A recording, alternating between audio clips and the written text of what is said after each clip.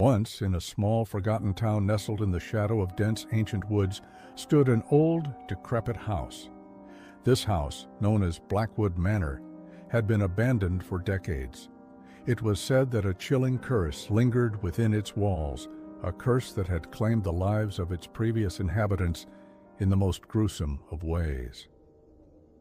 The townspeople spoke of ghostly wails that echoed through the night and strange, flickering lights that danced in the windows. Despite the warnings, a young couple, Mark and Emily, decided to buy Blackwood Manor, enchanted by its eerie charm and the inexplicable low price. They moved in on a crisp autumn day, their hearts filled with excitement and anticipation. The first few days were uneventful, but soon strange occurrences began to unsettle their peace. One night, Emily awoke to the sound of soft whispering. She glanced at the clock. 3 a.m. The whispers grew louder, more insistent. She shook Mark awake, and together they followed the voices to the attic. The door creaked open, revealing a dusty, cluttered space illuminated by the pale light of the moon filtering through a small, grimy window.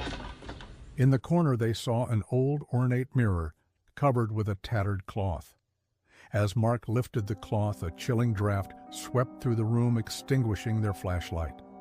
The mirror revealed not their reflections, but the image of a woman with hollow eyes and a ghastly, twisted smile. She seemed to be mouthing something, her lips moving soundlessly.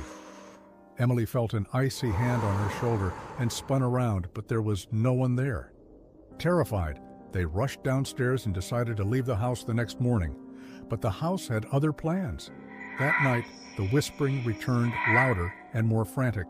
Shadows flitted across the walls and the temperature plummeted. Emily clutched Mark, her heart pounding. Suddenly the whispers formed words, clear and sinister. "You can't leave. You belong to us now." The couple tried to escape, but every door and window seemed to lock itself. The walls closed in, the house breathing like a living entity, trapping them within its malevolent embrace. The woman from the mirror appeared again, this time in the hallway, her hollow eyes fixed on them. She reached out with skeletal fingers, and as she touched them, a searing pain shot through their bodies. Days turned into weeks, and the couple was never seen again.